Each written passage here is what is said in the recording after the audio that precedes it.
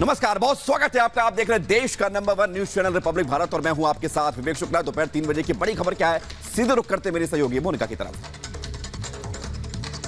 बहुत बहुत शुक्रिया विवेक। बड़ी खबर अपने दर्शकों को बता दें, पीड़ित ज़ीशान का सबसे बड़ा बयान सामने आया जिसमें उसने कहा है कि शाइस्ता परवीन ही असली माफिया है। अतीक अहमद का पूरा काला साम्राज्य शाइस्ता परवीन ही संभालती है। तो ये बड़ा बयान ज़ीशान की तरफ से दिया गया है जो कि अतीक अहमद द्वारा सताया गया शख्स था, जो पहले भी कई ऐसे राज हैं जो खोल चुका है अतीक अहमद और उसके भाई से जुड़े हुए माफिया डॉन से जुड़े। अब उसने एक और बड़ा राज खोला और कहा है शाइस्ता परवीन एक बड़ी माफिया है, पूरा काला साम्राज्य वही संभालती है, पूरा वसूली गैंग शाइस्ता ही चलाती है। अली अपने पिता चाचा के पद चिन्हों पर है। अली आपको बता दें अतीक अहमद का बेटा है।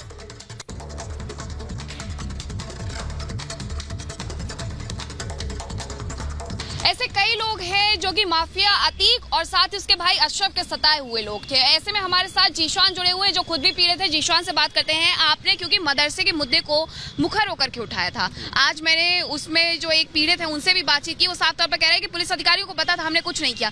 वजह क्या रही होगी इस पूरे मदरसे कांड के पीछे की? इतना ज्यादा दबाव था कि उन लोगों के नाम नहीं लिखे गए जिन्होंने इस पूरे कांड को अंजाम दिया, बल्कि बेगुनाहों को फंसा दिया। नहीं, जैसा कि देखिए हम लोग यहाँ के निवासी हैं और इसका मुद्दा सबसे पहले मैंने उठाया था। देखिए दबाव इस तरह सरकार का दबाव था, मुलायम सिंह की सरकार थी उस समय, और अतीक अहमद का उस समय अपने हिसाब से पुलिस स्टेशनों में अपने हिसाब से सबकी पोस्टिंग करवाना, सबको ट्रांसफ़र करवाना, वो अतीक अहमद के हाथ में रहता था। तो उसी समय जब ये कांड हुआ मैम, तो रात में ये कांड होता है, उस समय अतीक अहमद का जश्न मनाया जाता है, उनके लड़के का हकीका रहता है। 3-4 लाख लोगों की दावत रहती है, 2-3 दिन दावत चलती है। जब सुबह ये चीज़ मार्केट में फैलती है, मतलब शहर में फैलती है कि ऐसी वारदात हो गई है, तो बड़ा धरना होता है, ये होता है। तो अतीक अहमद को जब पता चलता है कि इसको मेरे गुर्गों ने किया है, ठीक है, अशरफ का मैं नहीं बता सकता हूँ कि वो थे कि नहीं थे, लेकिन जब अतीक अहमद को पता चलता है कि मेरे और अशरफ के गुर्गों ने किया है, तो वो फिर उसमें बड़ी तेज़ी ला के उनको बचाने में लग जाते हैं।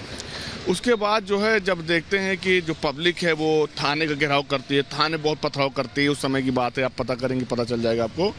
तो उस समय फिर अतीक अहमद की एक जिद ये भी देखिए, जब कोई इतनी बड़ी वारदात हो जाए तो सबसे पहले पुलिस इंस्पेक्टर, SHO ये सब नापे जाते हैं।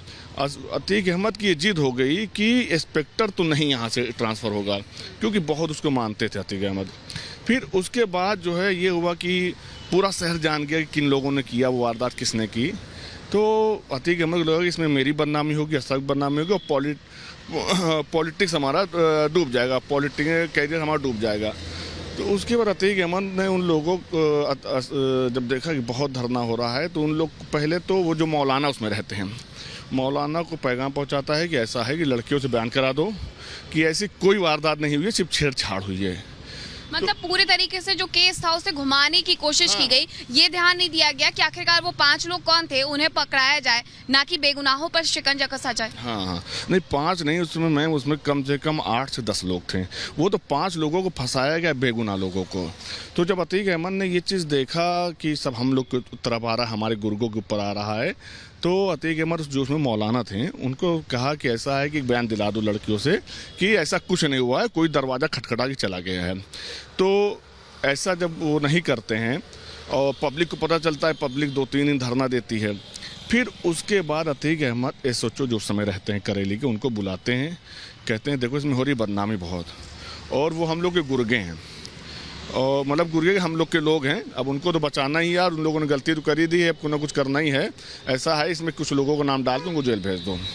तो SHO जब देखता है कि मेरे ऊपर बहुत दबाव डल रहा है, तब वो उन गरीब लोगों, बेगुनाह लोगों को पकड़ के उनको फंसा दिया जाता है। FIR भी उसमें जो जैसे धारा 376 लगती है रेप केस में, वो ना लग के एक छेड़छाड़ का सिर्फ जो है केस लिखा गया।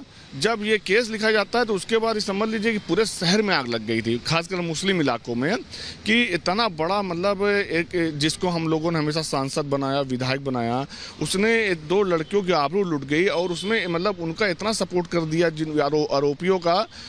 तो उसके बाद पब्लिक समझ लीजिए, आपको बता दें, तब से 2006 से कैरियर अतीक अहमद का सिर्फ गिरता ही चला गया। उसके बाद से जो पॉलिटिक्स कैरियर था, पॉलिटिकल कैरियर था, वो कहीं ना कहीं डाउनफॉल होता गया। आप भले ही अशरफ का नाम खुल करके नहीं ले रहे हैं, लेकिन मीडिया रिपोर्ट्स दावा कर रही हैं कि अशरफ भी इस पूरे कांड में शामिल था। लेकिन आप ये तो दावा कर रहे हैं कि कहीं ना कहीं ये जो पूरा माहौल बनाया गया, जो ये पूरा केस घुमाया गया, वो अतीक के द्वारा घुमाया गया, अशरफ के द्वारा भी घुमाया गया?